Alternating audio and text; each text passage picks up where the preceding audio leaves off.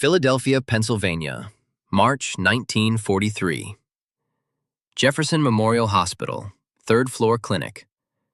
23-year-old physician Dr. Evelyn Pritchard stared at the laboratory report spread across her desk and felt ice crystallize in her veins.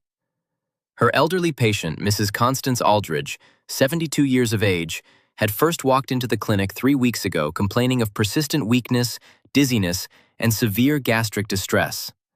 A typical presentation for a woman of her years, or so Evelyn had initially assumed. But now, clutching these laboratory slips with their damning columns of numbers, she understood that something was terribly, deliberately wrong. Potassium levels were dangerously elevated beyond anything that could be explained by natural causes. Hepatic enzymes climbed higher with each passing week, suggesting progressive liver damage. And most disturbing of all, every time Evelyn prescribed treatment, Mrs. Aldridge's condition improved steadily until the next visit from her granddaughter, who traveled down from New York City every fortnight. Vivian Hartwell, age 21, a nursing student at Columbia Presbyterian Hospital School of Nursing, made these regular trips to care for her beloved grandmother. She arrived like clockwork, every 2 weeks, bringing care packages and staying for several days.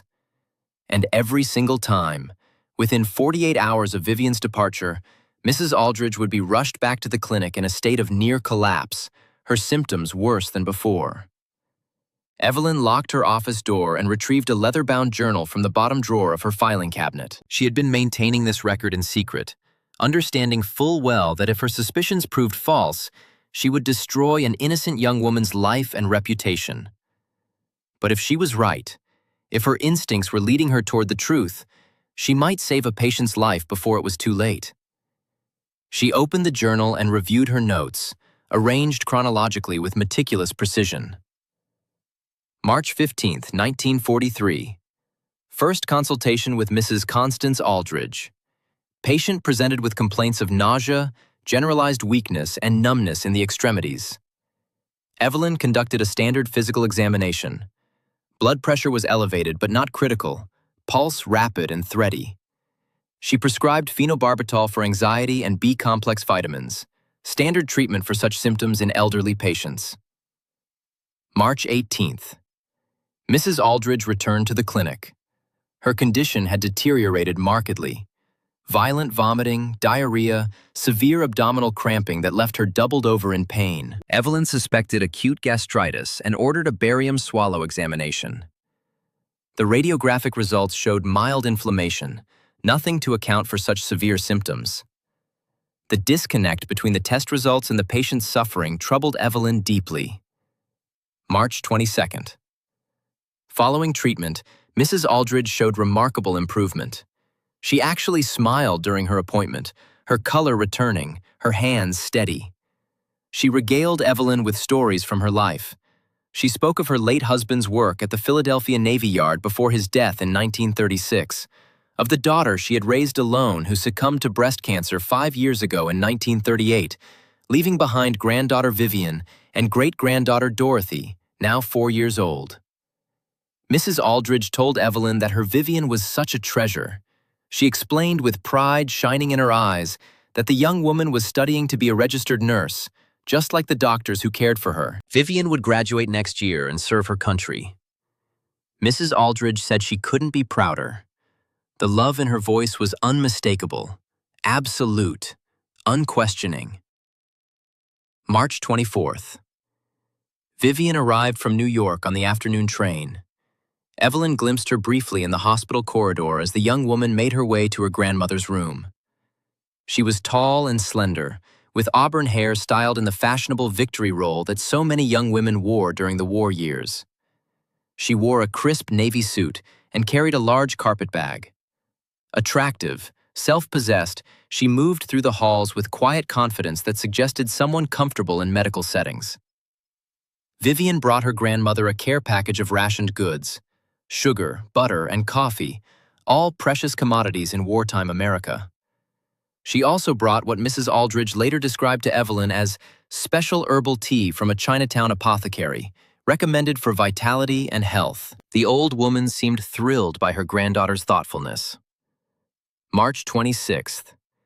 Mrs. Aldridge returned to the clinic, her condition shockingly deteriorated. Her face was ashen, drained of all color. Her hands trembled violently, uncontrollably. She could barely stand. She told Dr. Pritchard that something was terribly wrong. She described how the room spun constantly, how her legs wouldn't support her weight, how waves of nausea left her retching into basins. She asked desperately what was happening to her body. Evelyn drew blood for comprehensive analysis, ordering every test she could think of. The results arrived 2 days later, and they made her blood run cold.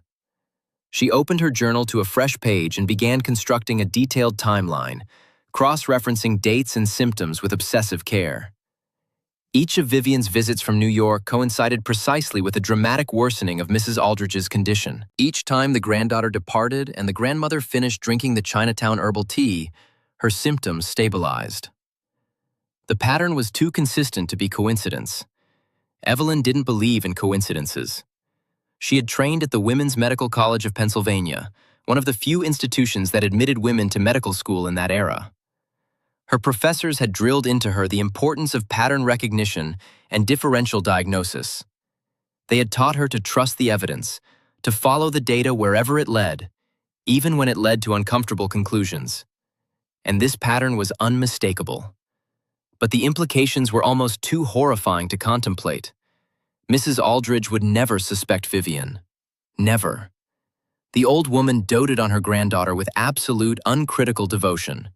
She spoke of Vivian as if the young woman were an angel sent from heaven. The very suggestion that Vivian might be harming her would seem like madness, like cruel slander. But Evelyn had to investigate. She had to know the truth. The following afternoon, she made a house call to Mrs. Aldridge's residence, something she rarely did but which seemed necessary under the circumstances. The elderly woman lived in a substantial 3-story brownstone on Rittenhouse Square, one of Philadelphia's most exclusive addresses. The neighborhood was home to the city's oldest families, to wealth that stretched back generations. The house itself was beautifully appointed with Victorian-era furniture, Persian carpets worn soft by decades of footsteps, and large windows overlooking the square's manicured gardens. Mrs. Aldridge greeted her warmly, clearly delighted by the unexpected visit. She ushered Evelyn into the parlor, settling her into a comfortable chair, and immediately began preparing tea. She told Dr. Pritchard how wonderful it was that she had come to visit. She apologized that she wasn't feeling quite herself, but mentioned that Vivian had left her the most marvelous tea. She asked if Evelyn would care to try some. Evelyn nodded graciously, her medical instincts on high alert.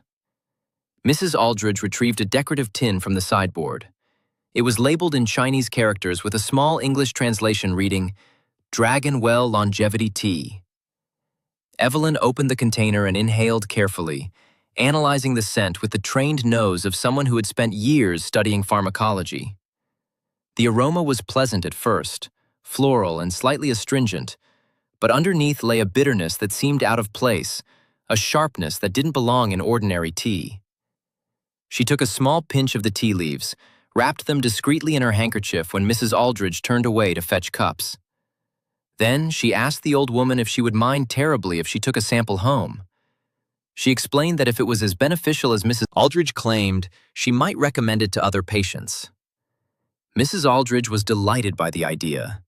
She insisted that Evelyn take as much as she liked, pressing a generous portion into her hands. Evelyn returned directly to Jefferson Memorial and went straight to the pathology laboratory. Her colleague, Dr. Margaret Sullivan, a biochemist specializing in toxicology, agreed to analyze the sample off the record.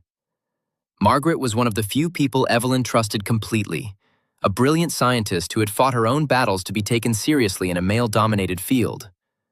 Margaret pointed out with characteristic pragmatism that if this turned out to be nothing, she would have wasted valuable reagents during wartime rationing. Resources were scarce, and every chemical, every test material had to be justified. But Evelyn told her she had a very bad feeling about this case. Something in her gut, some instinct honed by years of medical training, told her this was serious. Margaret agreed to run the tests. The results came back 3 days later. Margaret telephoned Evelyn late in the evening, her voice tight with alarm. She told Evelyn to come to the laboratory immediately. This wasn't just tea, Margaret said. Not by a long shot. In the laboratory, Margaret showed Evelyn the spectroscopic analysis results, pointing to the peaks and valleys on the chart with a trembling finger. The tea leaves contained, in addition to normal tea components, significant traces of a plant alkaloid called veratrine. This substance occurs naturally in white hellebore, a highly toxic plant that in small doses causes nausea, vomiting, and cardiac arrhythmia. In larger doses, it causes death. But most significantly, Margaret explained, veratrine acts slowly, accumulating in the body's tissues over time. The symptoms could easily be mistaken for age-related illness or chronic disease. A doctor not looking specifically for poisoning might never identify it. The victim would simply seem to be declining naturally, failing gradually as elderly people sometimes do. Margaret looked at Evelyn with haunted eyes and stated flatly that this was poison. Someone had deliberately added it to this tea, and if Evelyn's patient had been drinking it regularly, the outcome was inevitable. She would die, Evelyn finished, slowly and agonizingly. That night, Evelyn lay awake in her small apartment near the hospital, staring at the ceiling and wrestling with the enormity of what she had discovered. The implications were staggering. Should she accuse Vivian without absolute proof? The young woman was a nursing student at a prestigious hospital. She could easily claim she had purchased the tea in good faith from a Chinatown shop, that she had no knowledge of any contamination. Her defense would be simple and plausible. Should she go to the police? And tell them what exactly? That she had suspicions based on circumstantial timing and an analysis of tea she had taken without proper consent or legal authority? Any competent lawyer would demolish such a case in minutes. No, she needed irrefutable evidence. She needed something that would stand up in court, something that would prove beyond any reasonable doubt that Vivian Hartwell was deliberately, methodically, murdering her own grandmother. April 1943. Evelyn begins her investigation. She started by encouraging Mrs. Aldridge to talk more about her granddaughter during their appointments. She asked seemingly innocent questions, gathering information while the old woman spoke with such love and pride that Evelyn felt physically ill. Mrs. Aldridge told her that Vivian was her whole world. After her daughter Helen died of cancer 5 years ago, Vivian was only 16 years old.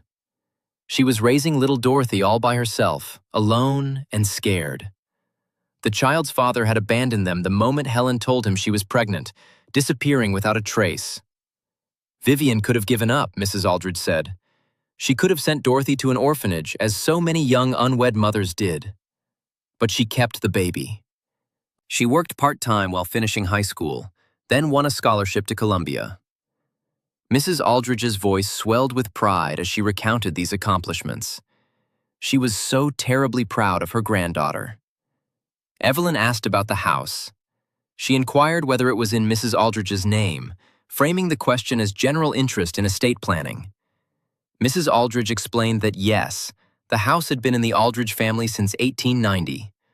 Her late husband had inherited it from his parents. She had already had her attorney draw up a will. Everything would go to Vivian. Little Dorothy was too young to manage property, and Vivian was responsible, sensible, trustworthy. She would take care of everything when the time came. Evelyn made careful notes in her journal, her hands steady despite the sick feeling in her stomach. A Rittenhouse Square brownstone. In 1943 Philadelphia, such a property was worth a fortune. Real estate in that neighborhood was among the most valuable in the city. Vivian, as sole beneficiary, would inherit an asset worth tens of thousands of dollars. Enough money to change her life completely. Enough money to raise Dorothy in comfort, to finish her education without working multiple jobs, to secure a future that must seem impossible on a nursing student's non-existent income. The motive was crystal clear. Evelyn decided to learn more about Vivian herself, to understand who this young woman really was beneath the devoted granddaughter facade.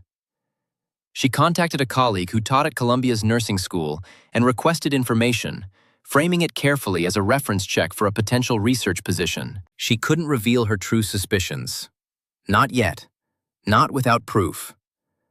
The response came back within a week. Vivian Hartwell was a third-year nursing student with honors grades in all subjects. She showed particular aptitude for pharmacology and medication administration. Her clinical supervisor noted in the file that she was exceptionally knowledgeable about drug interactions and contraindications, far beyond what they typically saw in students at her level. The supervisor seemed impressed, almost puzzled by how much Vivian knew. Pharmacology, drug interactions. Vivian knew exactly how medications and poisons affected the human body. She would understand dosing, accumulation, symptoms. She would know how to kill someone slowly enough that it looked like natural decline. Evelyn felt her heart hammering against her ribs. She was on the right track. The next challenge was determining where Vivian had obtained the Veratrine. White hellebore grew wild in certain regions, but extracting pure alkaloid required laboratory equipment and expertise. It wasn't something an ordinary person could do in a kitchen. Evelyn telephoned a medical school classmate, Dr. Robert Chen, who now worked in the pharmaceutical division at Smith, Kline & French, one of the major drug manufacturers. She asked him hypothetically whether a nursing student could gain access to Veratrine. Robert considered the question. Theoretically, yes, he told her. If the student were working in a research laboratory under faculty supervision, Veratrine was used in experimental cardiology studies, examining the effects of alkaloids on heart muscle tissue. But it was strictly controlled. Sign-out logs, witness disposal, multiple layers of oversight. He asked why she wanted to know. Evelyn told him it was just a theoretical question, professional curiosity. Robert was quiet for a moment.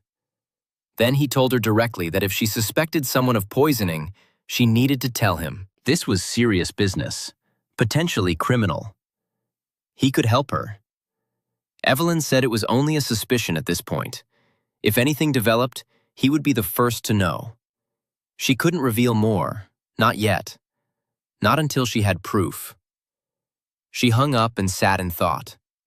Vivian worked in a hospital environment with access to medical supplies. She likely participated in research rotations as part of her training. That meant she could potentially access controlled substances if she knew how to circumvent the logging system, if she was clever enough to cover her tracks. But proving she had stolen Veratrine and deliberately adulterated the tea was another matter entirely. She would have to catch Vivian in the act. Late April 1943. Evelyn sets the trap. Vivian's next visit was scheduled for the last weekend in April.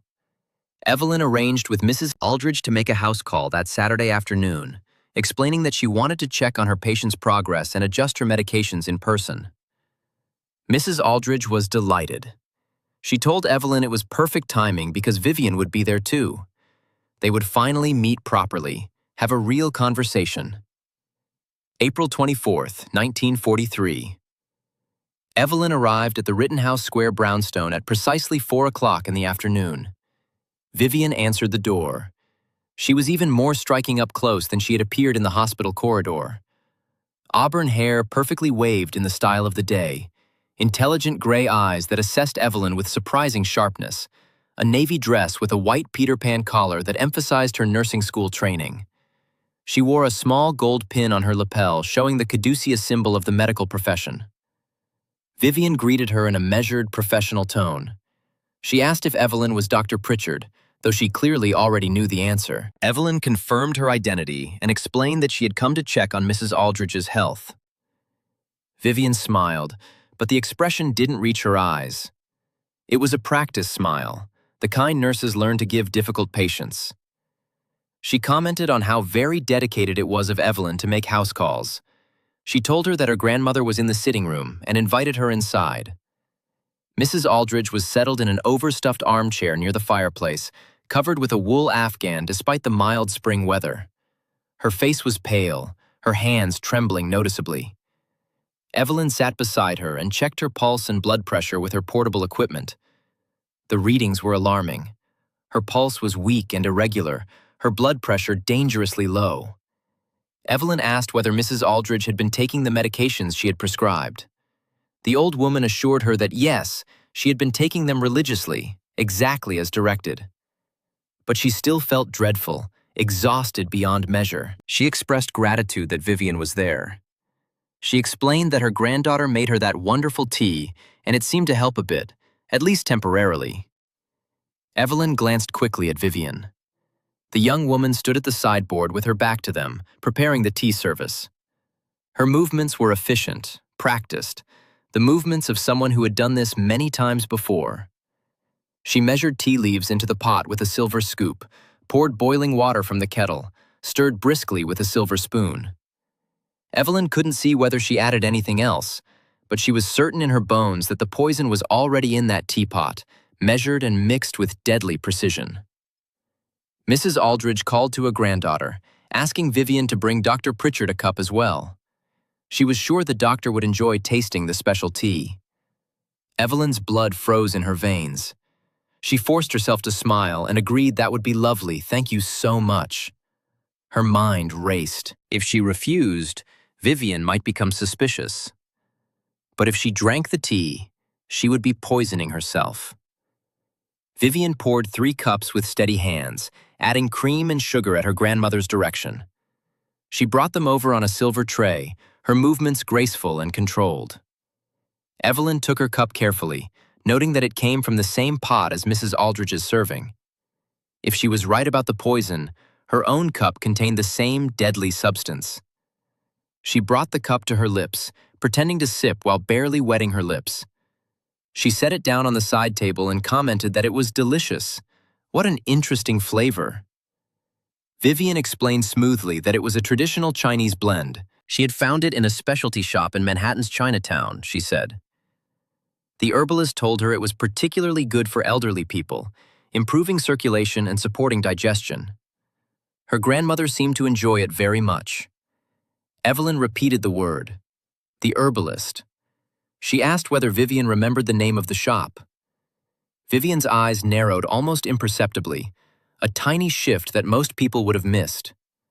She said she was afraid she didn't recall the name. There were so many little shops in that neighborhood, all looking quite similar.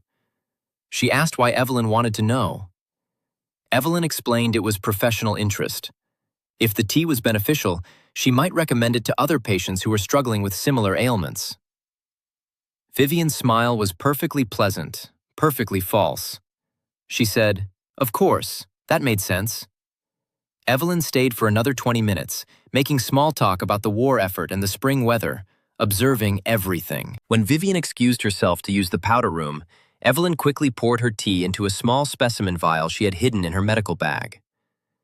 She refilled the cup with plain water from the pitcher on the sideboard, hoping the substitution wouldn't be noticed.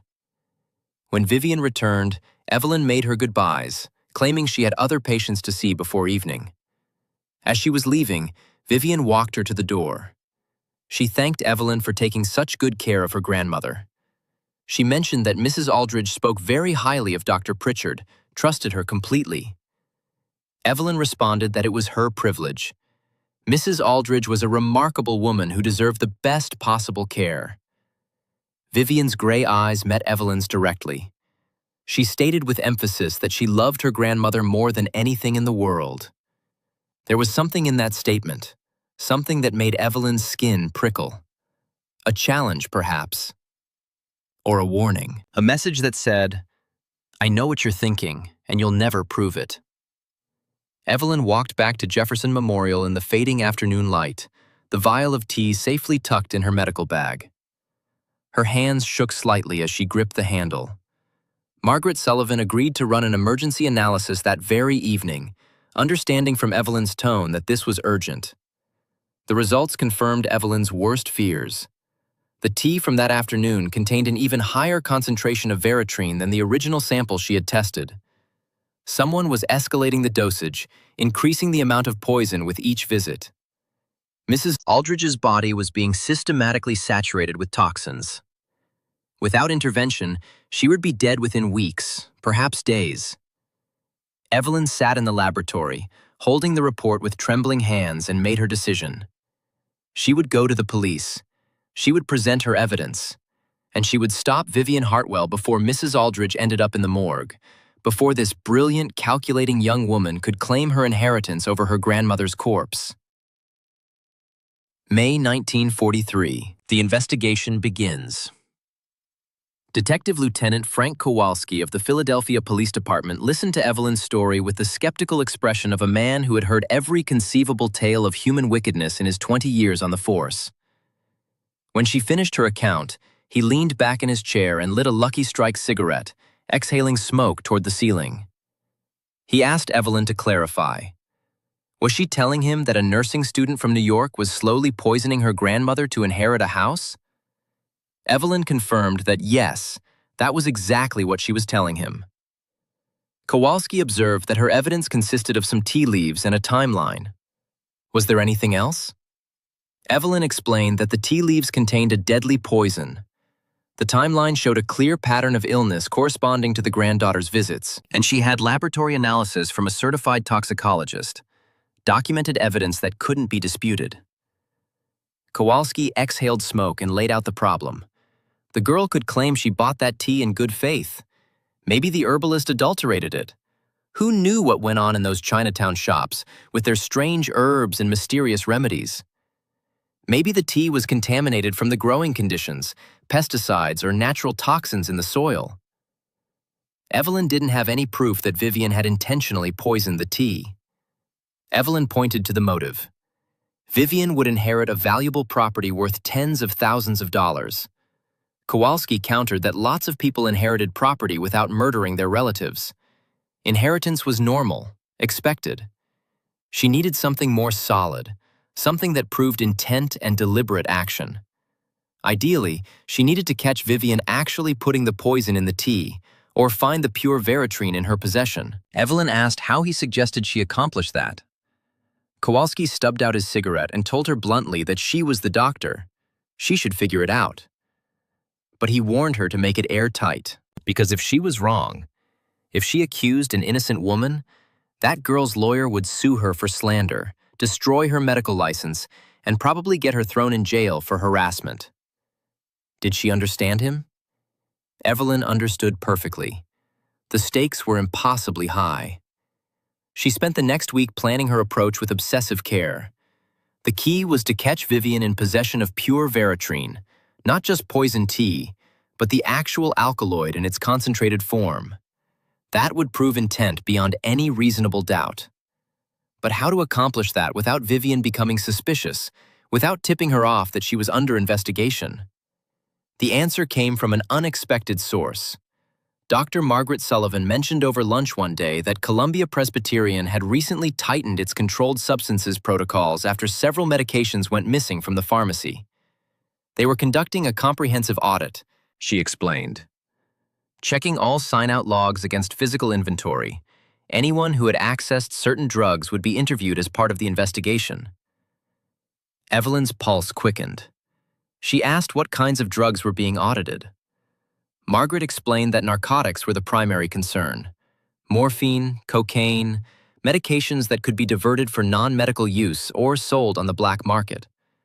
But the audit also included research chemicals, anything that could be misused or weaponized. Evelyn asked whether Veratrine would be on that list. Margaret thought for a moment and confirmed that almost certainly, yes. It was a restricted alkaloid, carefully controlled. Why did Evelyn ask? Evelyn told her everything. The suspicions, the evidence, the pattern of poisoning. Margaret listened in growing horror. Margaret set down her fork, her face pale. She asked in a whisper whether Evelyn really thought Vivian had stolen Veratrine from the hospital. Evelyn said that if she had, there would be a record. Sign-out logs, inventory discrepancies, something in the paperwork that would prove access and opportunity. Margaret offered to make some calls. She knew people at Columbia, colleagues in the research departments. But she warned Evelyn that she was playing a dangerous game. If this girl realized she was being investigated, if she panicked, there was no telling what she might do. Evelyn acknowledged the risk, but she had no choice. Mrs. Aldridge wouldn't survive another month if someone didn't stop this. Margaret made the calls that afternoon, speaking in carefully coded language to colleagues who owed her favors. 2 days later, she had an answer. She told Evelyn she had been right. Columbia Presbyterian's pharmacy records showed that a small quantity of Veratrine had gone missing from the research laboratory in January of that year. It had been signed out by a Dr. Howard Brennan for a cardiology study examining the effects of plant alkaloids on heart tissue. But when the auditors examined the project files, they couldn't find any record of the substance actually being used in experiments. Dr. Brennan claimed he had returned the Veratrine to the pharmacy after deciding not to proceed with that particular line of research, but there was no return receipt, no documentation of its disposal. Evelyn asked where Vivian Hartwell fit into this. Margaret explained that Vivian had been doing a clinical rotation in that same cardiology unit during January. She had worked directly under Dr. Brennan's supervision, assisting with research protocols and laboratory procedures. She would have had access to the locked chemical storage, would have known the sign-out procedures, would have understood exactly what Veratrine was and what it could do. Evelyn felt a surge of triumph mixed with revulsion. That was the link, the connection that tied everything together. Vivian had access, she had knowledge, she had opportunity. She had stolen the Veratrine and had been using it systematically to poison her grandmother, increasing the doses over time to accelerate the inevitable outcome. Margaret asked quietly whether Evelyn could prove it. Evelyn said she would find a way. She just needed to search Vivian's belongings to find the physical evidence that would make the case irrefutable. Margaret pointed out that searching someone's belongings without a warrant was illegal. And Evelyn wouldn't get a warrant based on circumstantial evidence, no matter how compelling the pattern seemed. Evelyn said grimly that she would find another way. She always did. Late May 1943, the confrontation. Evelyn contacted Mrs. Aldridge and explained as gently as possible that she had developed concerns about the tea Vivian had been providing. She chose her words carefully, trying not to shatter the old woman's trust in her granddaughter while still conveying the urgency of the situation. Mrs. Aldridge was devastated. She protested that surely Dr. Pritchard must be mistaken. Vivian would never harm her. Vivian loved her. The very idea was impossible, unthinkable. Evelyn told her she understood how difficult this was to hear, but she needed Mrs. Aldridge to trust her professional judgment. She needed to test the tea thoroughly, to analyze every component. And most importantly, Mrs. Aldridge needed to stop drinking it immediately, just as a precaution until the testing was complete. Tears streamed down Mrs. Aldridge's face. She said she couldn't believe this. She wouldn't believe it. Her Vivian, her precious granddaughter, capable of such evil? It was madness. Evelyn pressed gently. She asked Mrs. Aldridge to please, for her own safety, for the sake of her health, to stop drinking the tea until they had completed a full analysis. Just temporarily. Just to be safe. Mrs. Aldridge agreed reluctantly, though her heart was clearly broken by the suggestion. Over the next 2 weeks, without the poisoned tea in her system, Mrs. Aldridge's condition improved dramatically. Her color returned, blooming pink in her cheeks. The trembling stopped, her hands becoming steady once more. She regained her strength, able to walk without assistance, to move through her house without exhaustion overwhelming her. And Vivian noticed the change. On June 10, 1943, Vivian arrived at the Rittenhouse Square brownstone unannounced.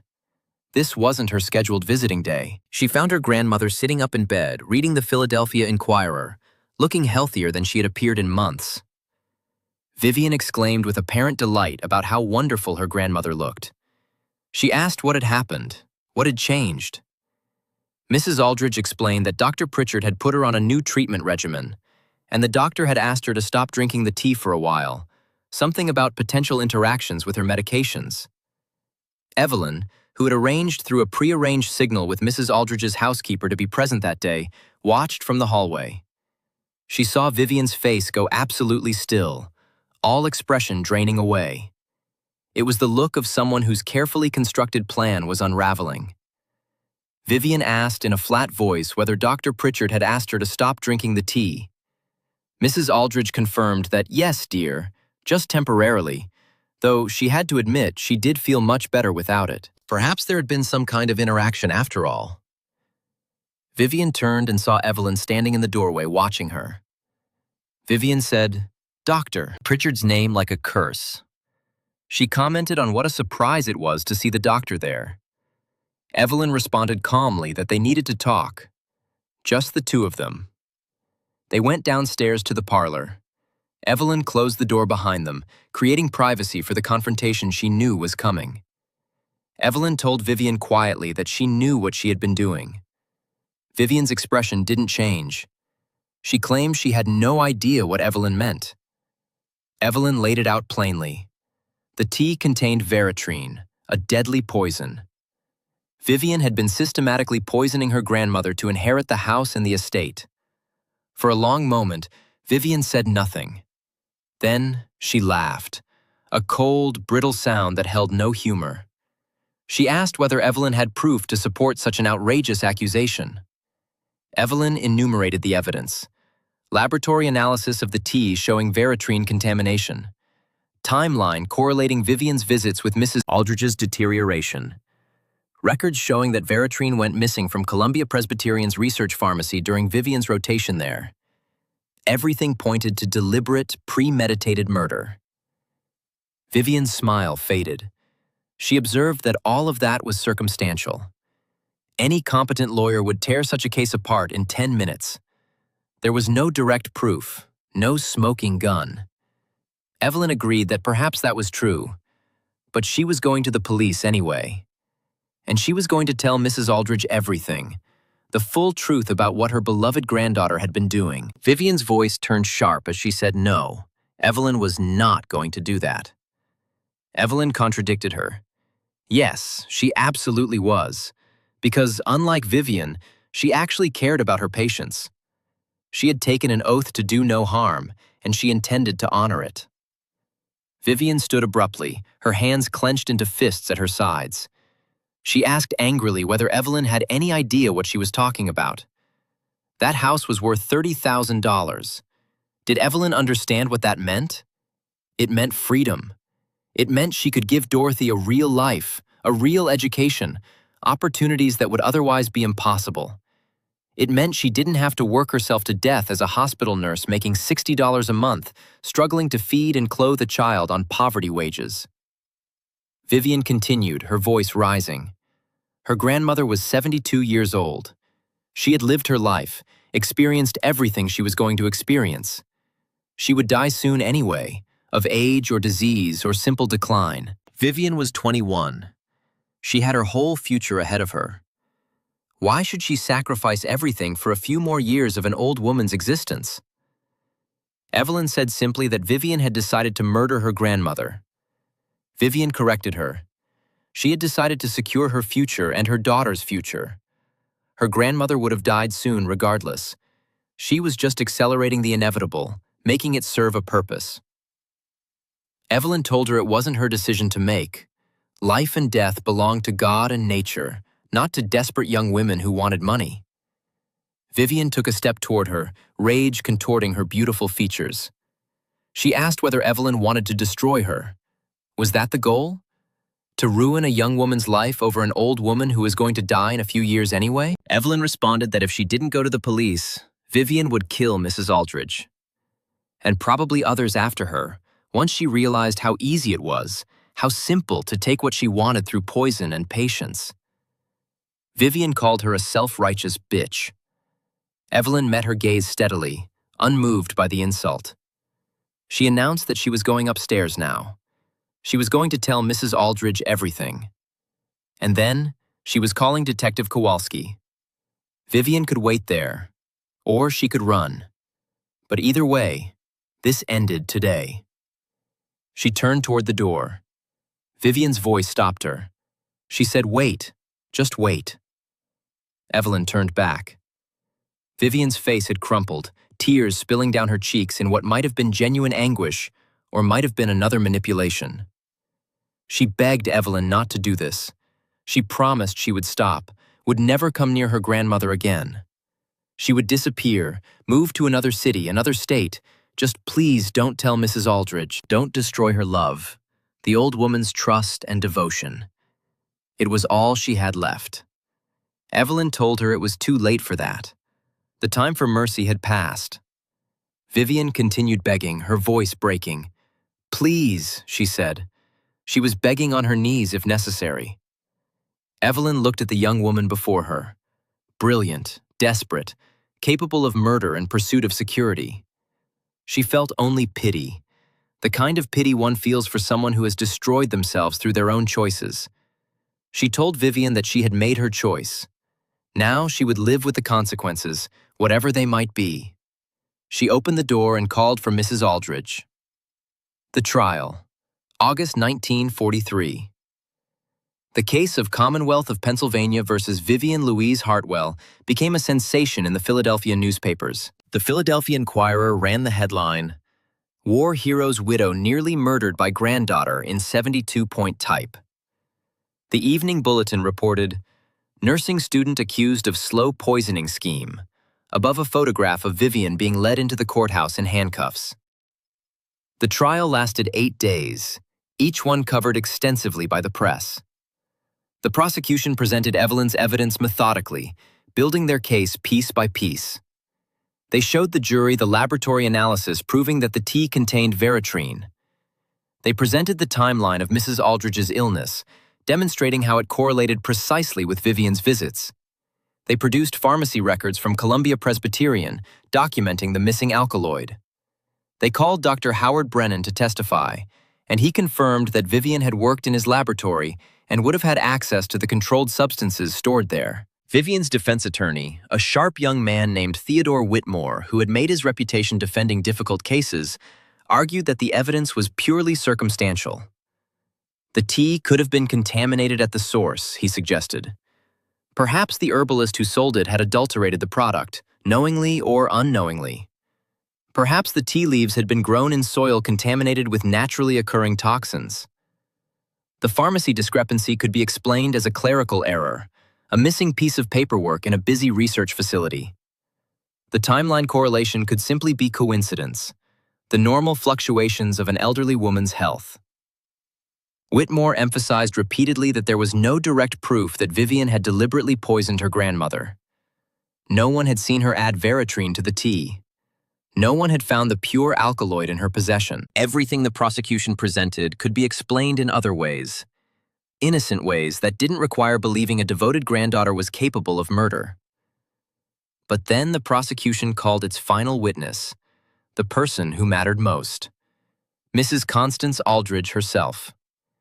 The elderly woman took the stand wearing a black dress and hat, dressed for testimony as if attending a funeral. Her hands trembled, but not from poison this time. They trembled from emotion, from the weight of what she was about to do.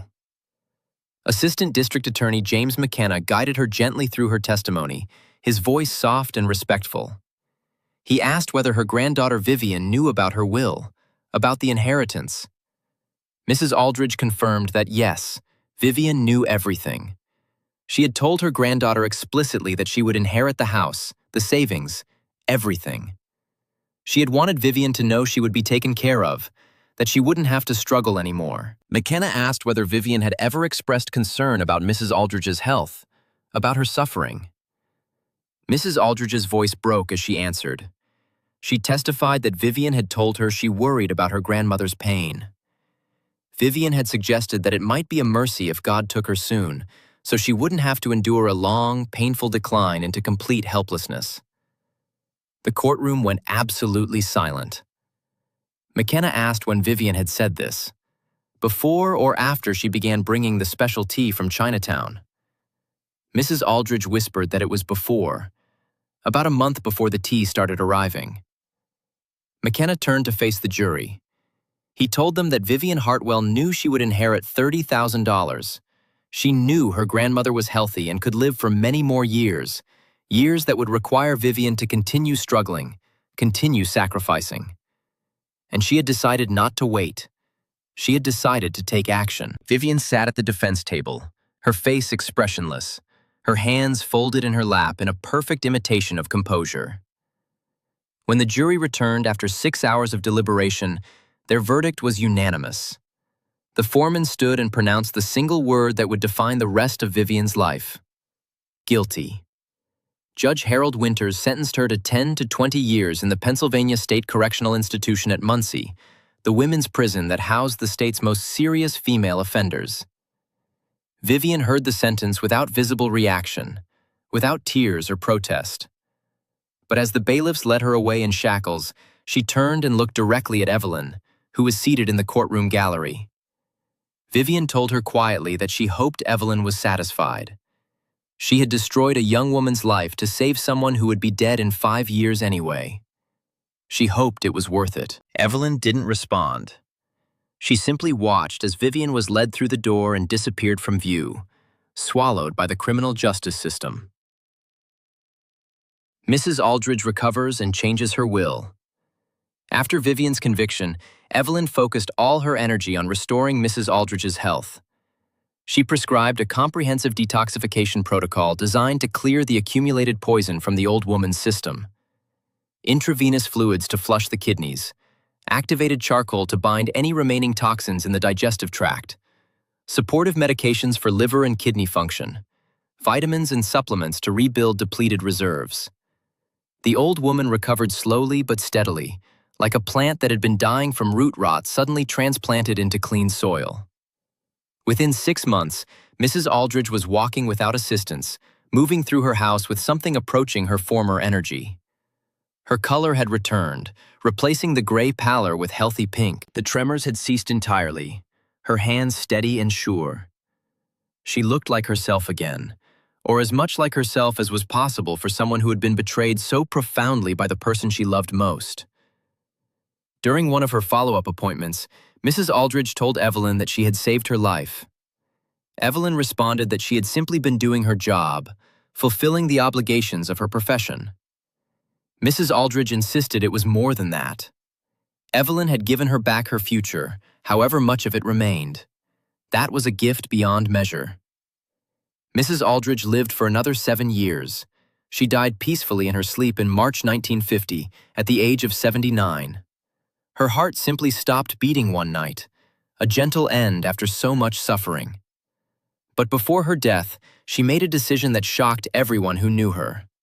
She changed her will. The Rittenhouse Square brownstone, along with her entire estate, was bequeathed to the Philadelphia Home for Infants and Children, a charity organization serving orphaned and abandoned children. She told her attorney to let the house serve children who had no one else. Vivian had been given everything, she said. Love, trust, devotion, absolute faith. And Vivian had repaid all of it with poison. She didn't deserve a single penny. Perhaps someone else, someone more deserving, could make better use of what the Aldridge family had built over generations. When Vivian learned of this decision from her cell in Muncie prison, she reportedly suffered a complete breakdown. She had endured nearly 7 years of incarceration sustained by a single belief. She had believed that eventually, when she was released, she would inherit the property that had motivated her crime. The house would still be there, still valuable, still capable of providing the security she had been willing to kill for. But Mrs. Aldridge had taken even that from her, ensuring that Vivian would leave prison with nothing. No money, no property, no future beyond what she could scrape together with her own hands. Evelyn's career continues. The T question. Evelyn remained at Jefferson Memorial Hospital, steadily advancing through the ranks. She became head of the Department of Internal Medicine in 1947, one of the youngest physicians ever appointed to such a position at the hospital. The Aldridge case became legendary in Philadelphia medical circles, told and retold as both a cautionary tale about the dangers of family dynamics and as a testament to the importance of thorough clinical investigation. Evelyn developed a reputation as a physician who looked beyond the obvious, who questioned convenient explanations, who trusted her instincts even when they led to uncomfortable conclusions. Families throughout Philadelphia sought her out, particularly those dealing with elderly relatives and complex inheritance situations. They wanted a doctor who would see what others might miss, who would protect their loved ones from dangers that wore familiar faces. And, inevitably, whenever a patient offered her tea or coffee during a house call, the same question would arise. Sometimes it was asked seriously, sometimes with nervous laughter. The patient would ask Dr. Pritchard whether she would check it for poison first, whether it was safe to drink. And Evelyn would smile, and the patient would smile. But beneath the humor, beneath the jokes and nervous laughter, lay a genuine anxiety, an understanding that had taken root in Philadelphia's collective consciousness. Even the people closest to us, the ones we trust most completely, are capable of unspeakable betrayal. Family provides no guarantee of safety. Love offers no protection against greed. Evelyn never forgot Constance Aldridge. She kept a photograph of the old woman on her desk, a reminder of why she had become a doctor, why she fought so hard for her patients. And she never forgot Vivian Hartwell, the brilliant young woman who had chosen $30,000 over love, who had chosen security over soul, who had been willing to watch her own grandmother die in agony for the promise of a better future. Epilogue, 1953. Vivian's release. In June 1953, Vivian Louise Hartwell was released from the Pennsylvania State Correctional Institution at Muncie after serving 10 years of her sentence. She was 31 years old. A decade behind bars had changed her in ways that went beyond the physical. The confident nursing student was gone, erased as if she had never existed. In her place was a gaunt, hollow-eyed woman who moved through the world like a ghost, hunted by memories. Her daughter Dorothy, now 14 years old and living with a foster family in Pittsburgh, refused all contact. The foster parents had told Dorothy the truth about her mother's crime when she turned 12, believing she was old enough to understand. Dorothy had made her choice. She wanted nothing to do with Vivian. The girl had written one letter, delivered through social services, stating simply that she had no mother. Vivian was dead to her. Vivian returned to Philadelphia with nothing. No money beyond the $17 the state gave released prisoners. No family willing to acknowledge her. No prospects for employment. The Rittenhouse Square brownstone that had cost her everything now housed 23 orphans' children, their laughter echoing through rooms that had once belonged to the Aldridge family. Her nursing license had been permanently revoked. No hospital would hire her for any position, even the most menial. Her criminal record made her unemployable in most legitimate fields. She came to Evelyn's office at Jefferson Memorial, walking through the familiar corridors like a condemned prisoner approaching the gallows. She found Evelyn and spoke quietly, standing in the hallway outside the doctor's office. She said she knew Evelyn had no reason to help her, but she had nowhere else to go. She had tried everywhere. Every door was closed to her. Evelyn looked at the woman before her. Vivian had aged 20 years in the 10 since the trial. Her auburn hair was streaked with gray, dull and lifeless. Her face was lined with bitterness and defeat, the face of someone who had been broken and had never quite reassembled the pieces correctly. Evelyn told her to come inside. They sat in Evelyn's office, across the same desk where 11 years earlier, Evelyn had first studied the laboratory reports that had started everything. The wheel had come full circle. Evelyn asked what Vivian wanted from her. Vivian said simply that she wanted work, any work at all. She would clean floors, empty bedpans, scrub toilets, anything. She just needed to survive. She just needed a chance. Evelyn asked why she should help her. Why should she extend mercy to someone who had shown none? Vivian's laugh was bitter, self-loathing. She said Evelyn shouldn't help her. She had tried to commit murder. She had destroyed her grandmother's last years, had poisoned the woman who loved her most in the world. She deserved to starve in the gutter. She deserved every bit of suffering that came her way. Evelyn agreed that yes, she did deserve that. Vivian stood to leave, accepting the judgment. But Evelyn told her to wait. She said she was going to help Vivian anyway, despite everything. Vivian turned, confusion replacing the resignation in her eyes. Evelyn explained her reasoning. Not because Vivian deserved help. She didn't. But because Evelyn was a physician, and because she believed in second chances, even for people who didn't deserve them, even for people who had committed terrible crimes. She could get Vivian work in the hospital laundry. It paid $40 a week, enough to survive on if one lived carefully. There was a women's boarding house on Sansom Street that took ex-convicts, one of the few places that would rent to someone with Vivian's history. Beyond that, what Vivian made of her life was entirely up to her. Evelyn would open the door, but Vivian would have to walk through it herself. Vivian stood silently for a moment, processing this unexpected mercy. Then, without warning, she dropped to her knees and began to sob. Great, wrenching cries that shook her entire body, years of repressed emotion pouring out in a flood. She gasped that she was sorry. God help her, she was so sorry. Every day in that place, every single day, she had thought about what she had done. About her grandmother's face when she realized the truth, when she understood that her own granddaughter had tried to kill her. About Dorothy growing up thinking her mother was a monster. She couldn't take it back. She couldn't make it right. But she swore to Evelyn that she would spend the rest of her life trying to atone, trying to be worthy of this second chance. Evelyn came around the desk and helped Vivian to her feet, supporting the broken woman until she could stand on her own. Evelyn told her that words were easy. What mattered was what came next, what Vivian did with the opportunity she was being given. Final chapter. Philadelphia, 1968. 25 years later. Evelyn Pritchard, now 48 years old and chief of medicine at Jefferson Memorial, was reviewing patient charts in her office when her secretary buzzed the intercom. The secretary announced that someone was there to see her. No appointment, but she claimed it was important. Evelyn asked who it was. The secretary said the visitor's name was Mrs. Vivian Hartwell Morrison. Evelyn froze, her pen stopping mid-notation. She hadn't seen or heard from Vivian in 15 years, not since getting her the job in the laundry. She told her secretary to send the visitor in. The woman who entered her office was 46 years old, silver-haired, dressed in a simple but neat gray suit that spoke of modest means.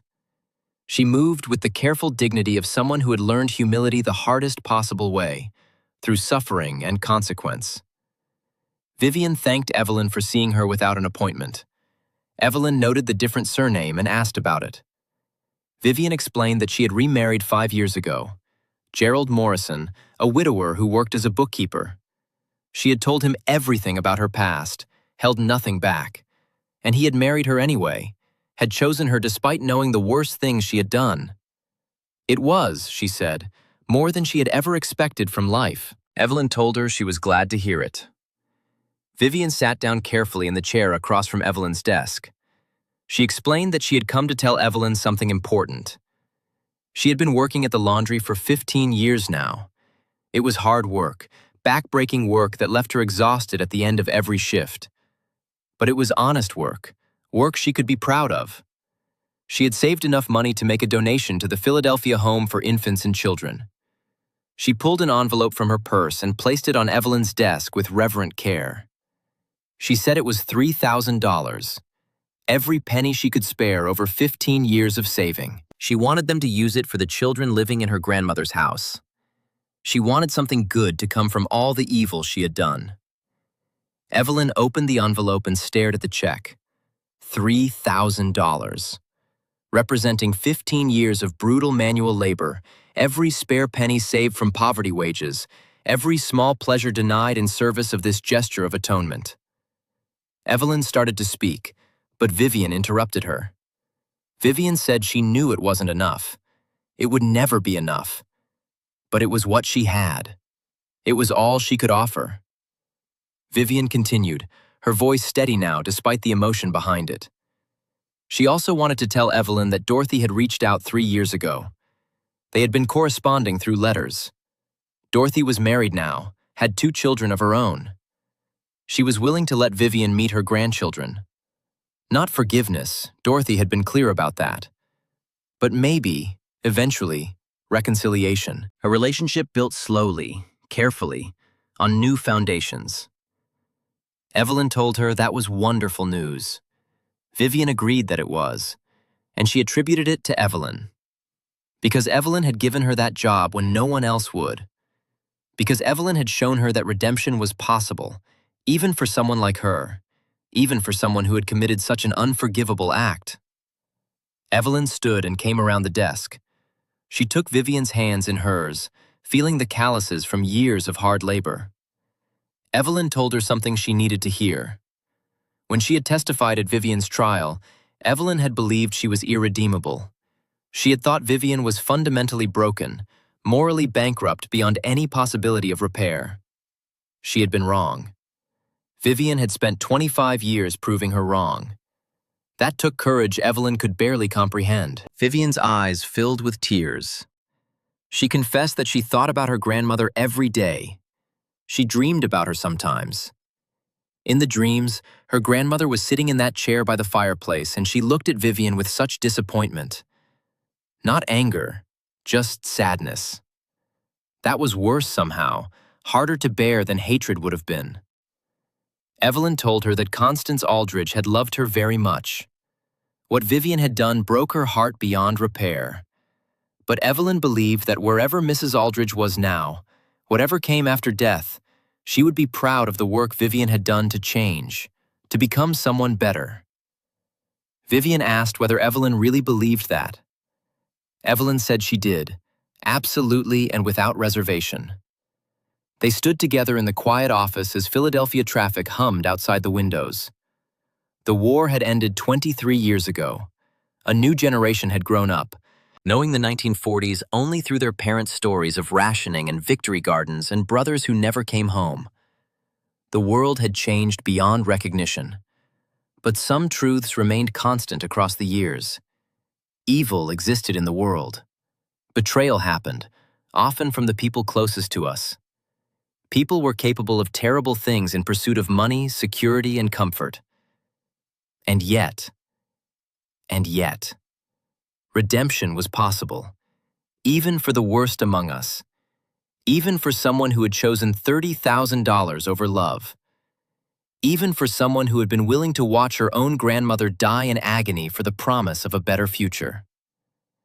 Vivian left the office a few minutes later.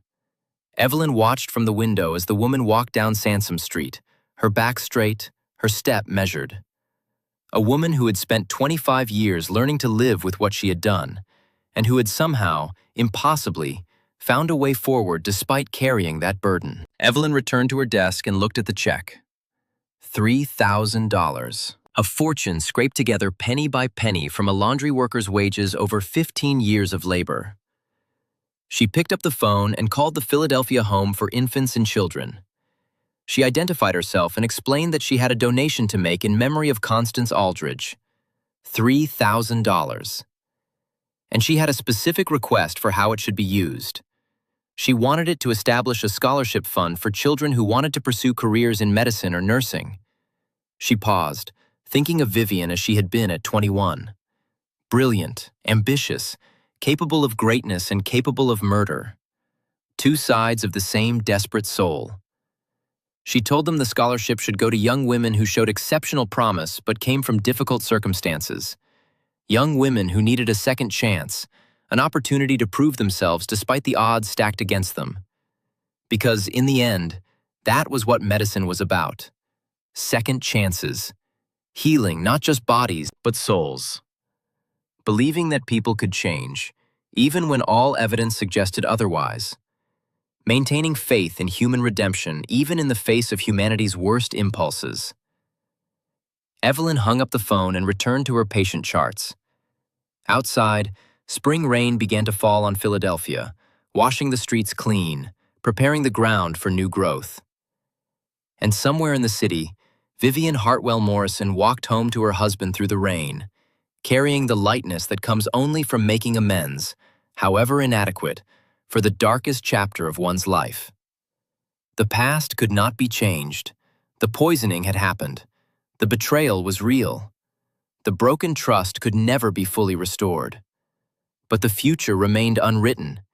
And that, Evelyn reflected as she signed her name to a prescription, was the most powerful medicine of all. This is a work of fiction created for dramatic purposes. The story includes references to toxic substances for narrative context only. Do not attempt to replicate any actions described. If you or someone you know is experiencing abuse or danger, please contact local authorities or the National Domestic Violence Hotline.